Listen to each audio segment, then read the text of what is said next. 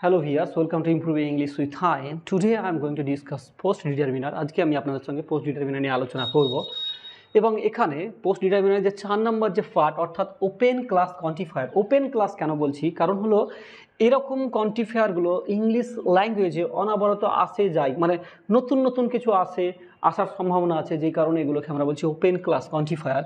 তো এখানে open class কোয়ান্টিফায়ারের আমরা যে 3টে কোয়ান্টিফায়ার লিখে রেখেছি, একটা হলো যে a great number of, a large number of আর এ গুড নাম্বার অফ। ঠিক আছে, এইগুলো এই তিনটে কোয়ান্টিফায়ারই কিন্তু কি করবে, যে প্লুরাল কাউন্টেবল নাউনের আগে বসে। Plural countable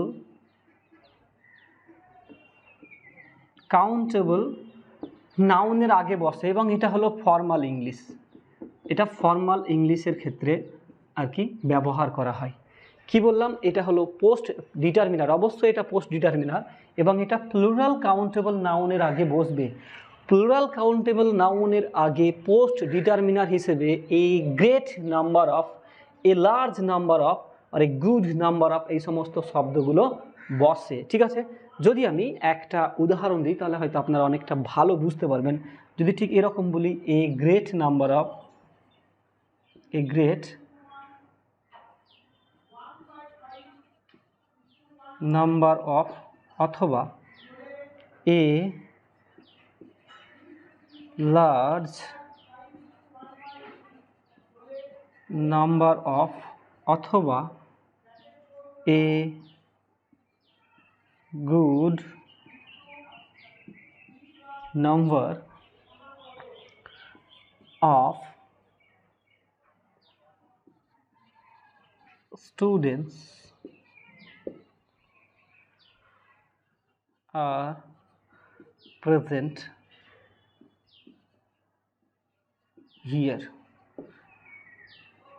here. এখানে অনেকগুলো মানে স্টুডেন্টের উপস্থিতি আছে বা অনেক ছাত্রছাত্রীরা এখানে এসেছে। এবার এখানে এই যে স্টুডেন্টটা হলো কাউন্টেবল নাউন।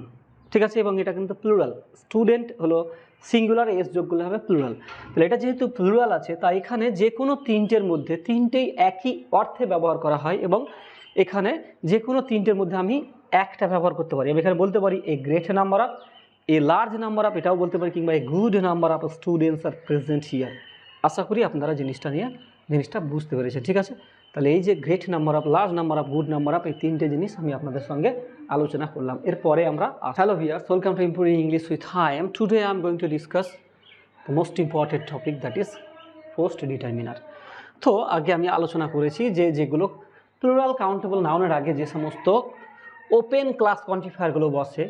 এবার আমি এইখানে যে লিখে রেখেছি যে a great deal of, a good deal of, a large quantity of আর এ স্মল অ্যামাউন্ট অফ, এগুলো কি হয়, এগুলো আনকাউন্টেবল নাউনের আগে ফর্মাল ইংলিশের ক্ষেত্রে ব্যবহার করা হয়। কথাটা কিন্তু মাথাতে রাখতে হবে যে ফর্মাল ইংলিশ। ঠিক আছে, ফর্মাল ইংলিশের ক্ষেত্রে এটা কিন্তু আনকাউন্টেবল নাউন। এখানে এই তিনটে শব্দ অর্থ কিন্তু একই। A great deal of, a good deal of, a large quantity of, এই তিনটে শব্দের অর্থে হলো অনেক, অর্থাৎ এইগুলো কিন্তু অনেকটা মাছ এর সমতুল্য হিসাবে ব্যবহার করা হয়। ওকে, এবারে স্মল অ্যামাউন্ট অফ, এটা হলো অল্প পরিমাণ যদি হয় সেক্ষেত্রে, অর্থাৎ এটা কিন্তু লিটিলের সমার্থক হিসেবে ব্যবহার করা যায়। তাহলে আমরা এখানে দেখব যে কোনো একটা বাক্য লিখব এবং সেখানে লিখে আমরা দেখব জিনিসটা কীরকম হয়। ঠিক আছে, যদি বলি যে এ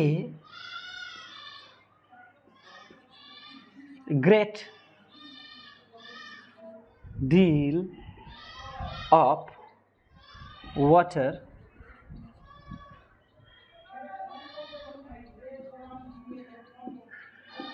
is in the pond.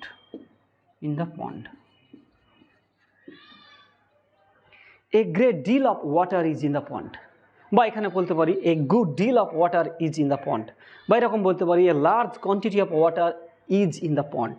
ঠিক আছে, এই জিনিসগুলো বলতে পারি। এটার অর্থ হলো যে পুকুরে অনেক জল আছে।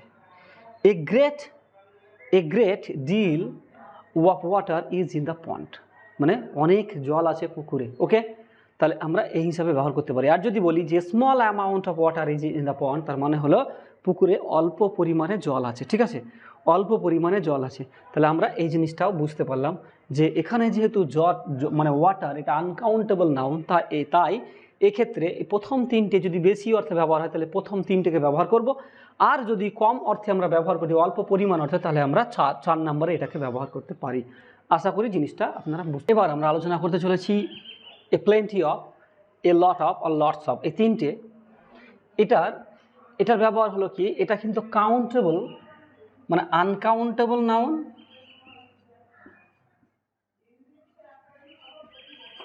অথবা plural countable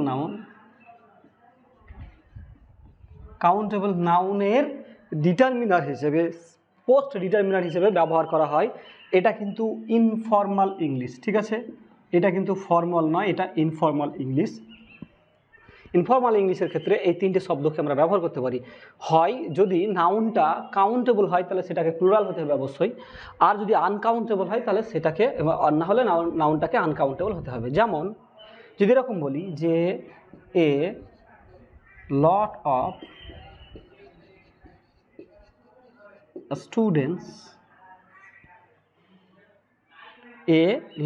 students are preparing for